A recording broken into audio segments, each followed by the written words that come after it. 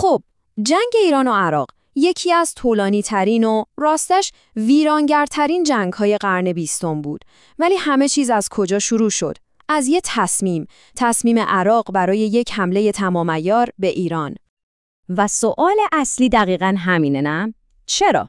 چی شد که صدام حسین به این نتیجه رسید که باید به ایران حمله کنه؟ ببینید، این یه جواب ساده نداره. یه مجموعه از دلایل خیلی پیچیده پشت این ماجراست. خب، روزش 31 شهریور 1359 بود. نیروی هوایی عراق یهو به فرودگاه‌های ایران حمله کرد و همزمان نیروی زمینیشون از مرزها رد شد. شاید یه حمله ناگهانی به نظر می رسید، ولی ریشه‌های این تصمیم به سالها قبل برمیگشت. حالا بیاید با همین ریشه‌ها رو یکی یکی بررسی کنیم. اولین و شاید بشه گفت مهمترین عامل یه ترس خیلی عمیق بود. ترس از چی؟ از اتفاقی که درست اون طرف مرز تو همسایگی عراق افتاده بود. انقلاب اسلامی ایران.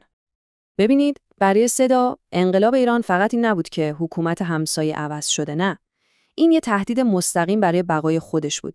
اون واقعا نگران بود که این پیام انقلاب از مرزها رد بشه و جمعیت بزرگ شیعه عراق رو علیه حکومت سکولار بعثی خودش تحریک کنه. و این نگرانی خیلی عمیق بود. بحث فقط سر نفوذ ایدئولوژی نبود، میدونید. بحث یه ترس واقعی از شورش‌های داخلی بود. این ایدئولوژی جدیدی که تو ایران اومده بود، داشت کل اساس قدرت صدام رو به چالش میکشید و خب این چیزی نبود که اون بتونه تحملش کنه. پس اولین انگیزه مشخص شد. باید جلوی صدور انقلاب رو میگرفت. اما خب این ترس ایدئولوژیک به تنهایی کافی نبود. یه بهانه قدیمی‌تر و ملموس‌ترم لازم بود. و اون بهانه چی بود؟ اختلافات مرزی، چیزی که ده‌ها بود بین دو کشور وجود داشت. این تنش‌ها دقیقاً مثل آتیش زیر خاکستر بودن. درسته که قرارداد 1975 الجزایر ظاهراً این مشکلات رو حل کرده بود، ولی صدام هیچ وقت از اون قرارداد راضی نبود. همیشه دنبال یه فرصت میگشت که بزنه زیرش و شرایط رو کاملاً به نفع خودش تغییر بده. و اینجا 2 نقطه اهمیت حیاتی داشتن. اولی، اروندرود یا همون شط العرب. چرا؟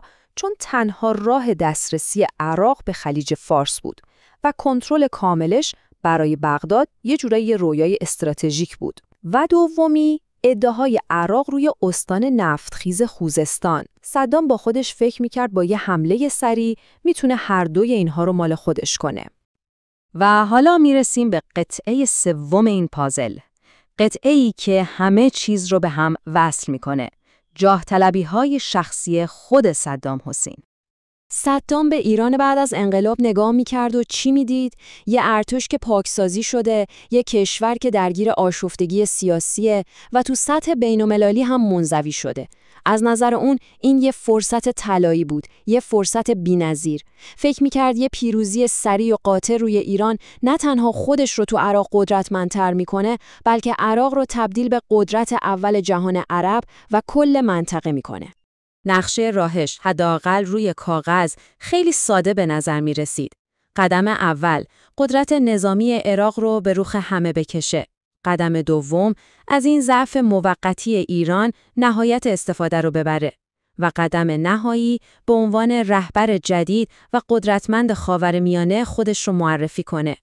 واقعاً یه قمار بزرگ بود برای یه جایزه خیلی بزرگ. پس وقتی این 3 عامل رو کنار هم میذاریم، تصفیه کامل میشه.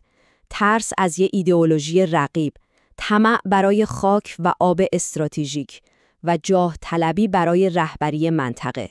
این ترکیب یه ترکیب انفجاری بود که عراق رو مستقیم به سمت کشیدن ماشه جنگ هل داد. خب تمام این محاسبات توی بغداد انجام شد، اما نتیجه‌ای که توی میدان نبرد رقم خورد اصلاً اون چیزی نبود که صدام انتظارش رو داشت. اون جنگی که قرار بود فقط چند هفته طول بکشه، خیلی سریع تبدیل شد به یه نبرد فرسایشی و تمام و تیار. برای ایران این شروع یه دوره دفاع خیلی سخت و طولانی بود. دوره‌ای که زندگی یه نسل کامل رو برای همیشه تغییر داد. و این جنگ اصلاً کوتاه نبود. 8 سال. این عدد رو خوب به خاطر بسپارید. 8 سال جنگ بیوقفه، جنگی که صدها هزار کشته و زخمی از هر دو طرف به جا گذاشت و اقتصاد هر دو کشور رو به معنای واقعی کلمه نابود کرد. و همه اینها ما رو به سوال نهایی میرسونه. حالا که انگیزه‌های شروع جنگ رو فهمیدیم، باید از خودمون بپرسیم میراث این 8 سال درگیری برای خاورمیانه چی بود؟ این جنگ چطوری نقشه سیاسی منطقه رو برای دهه‌ها بعد از خودش دوباره ترسیم کرد؟ پیامدها هنوز هم با ما هستن.